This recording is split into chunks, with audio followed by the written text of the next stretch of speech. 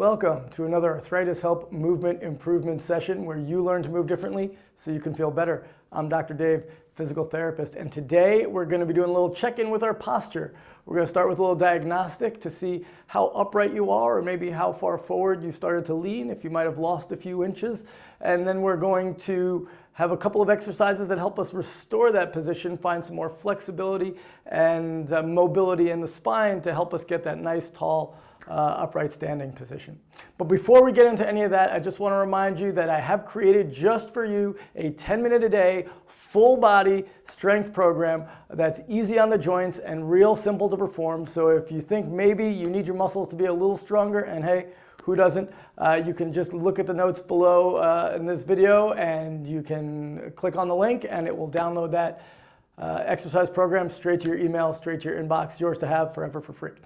All right, so let's check in with the posture. So first thing you're going to do is you're going to need a nice wall, nice flat wall, and you're just going to lean back against the wall, feet comfortably forward, and you're just going to lean, in this comfortable, casual way, and just connect your body to the wall. And I want you to just feel where your body easily comes into the wall. Where do you feel that your body is connecting to the surface of the wall? And for some of you, you might have a lot of points of contact and your head might be flush against the wall, and that's great. And for others, you might feel that there's just a small point of contact in the wall and that your body is kind of pulled forward away from the wall, and that's okay too. Wherever you are, that's where you are, and that's where we work from. So for me, as I'm here, you can see that there's a little bit of space between my head and the wall that I have this tendency to really fall forward from the top of my body, something that I work on a regular basis. And so we're just going to notice that position and see where you are. And then from there, what you're going to do is you're actually going to press your vertebra into the wall and one by one peel yourself off the wall from the top down and let your head hang down. So pulling yourself even further away from the wall, indulging that kind of forward head position.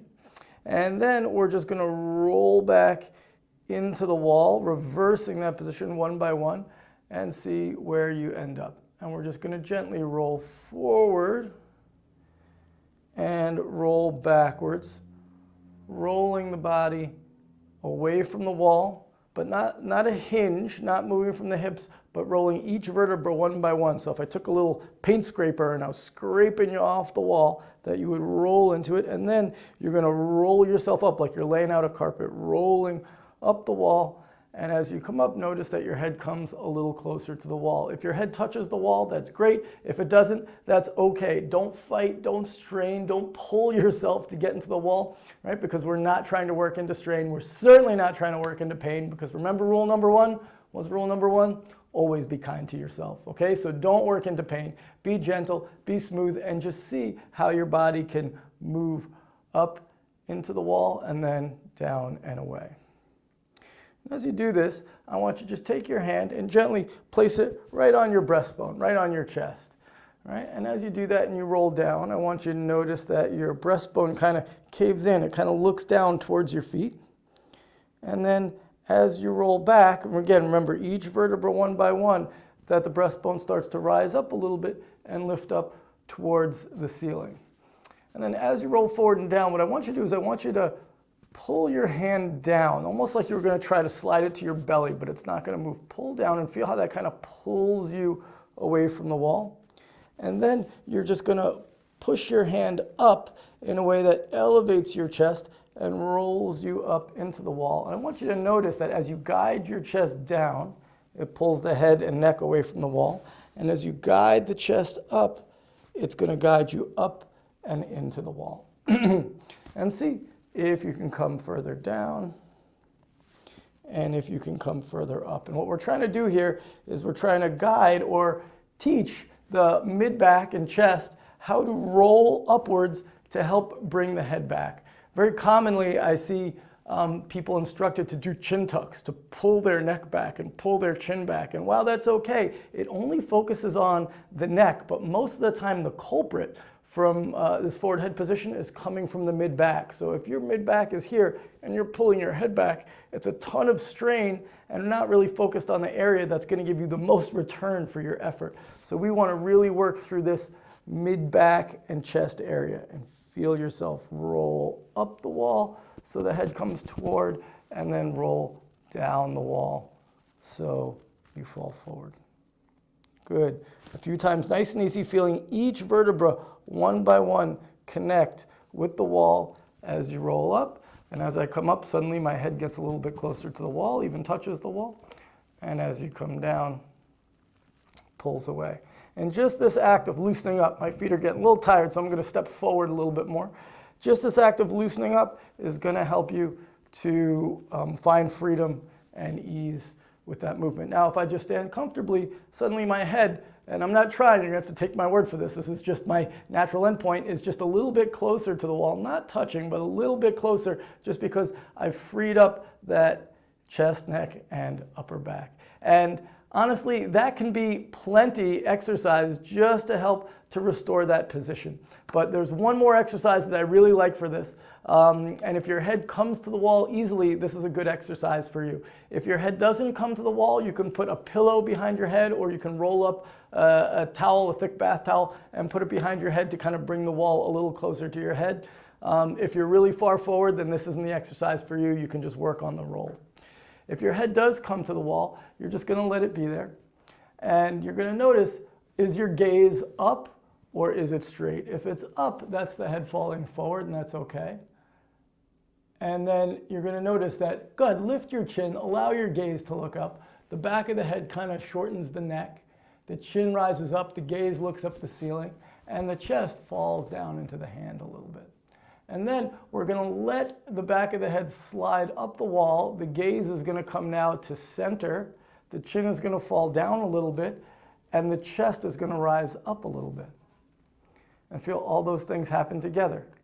And then if I want to, I can just let the chin rise up, let the back of the head slide down. I get this big space behind my neck, and the chest falls down. And then I slide the back of the head up the wall. I feel the space behind my neck reduces. The chin comes down, the gaze starts to look more towards the horizon, and my chest elevates a little bit. And just feel this nice kind of rhythm of up and down. And when you do, feel how it moves your spine into and off of the wall. Real slow, real simple. And now as an enhancer to this, we're going to use this hand as a guide again, just like we did for the rolling, we're going to use it for the head sliding. And so as we'll start with the chin up and the gaze up, let the hand pull the chest down and feel how that pulls you even further into that chin up position. And then as you slide the back of the head down the wall and the chin down, feel that you're just going to elevate, lift your chest a little bit and roll your collarbones back a little bit. And that's going to right your gaze and bring your chin down. So as the chest lifts up, you bring the chest to the chin and the chin down towards the chest. And then if you pull the chest down, it's going to pull your upper back away from the wall and your neck away from the wall and the chin up and the eyes up.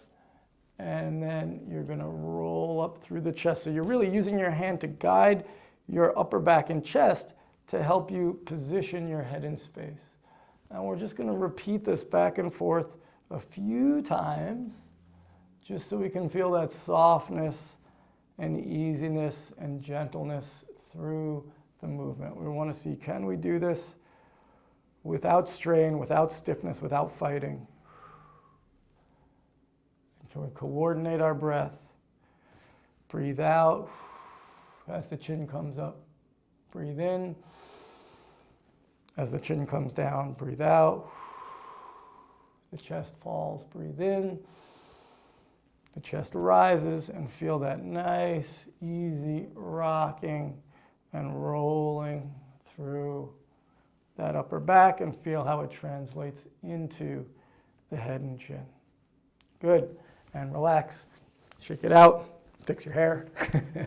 Okay, and just stand with your back against the wall. And just notice, where does your head land at this point? And for me, and again, you're just going to have to take my word for it, but this is my natural end point now. My head is actually touching the wall, whereas when I first started, it was out here. And it wasn't out here because I was too stiff or too immobile to get to the wall, just my body wasn't trained, it wasn't primed for that position. But now as I do these exercises, it loosens me up to feel a little bit longer, a little bit taller through the crown. Okay, if your head doesn't get to the wall, you can do all the same just by rolling forward and back, just like we did to start.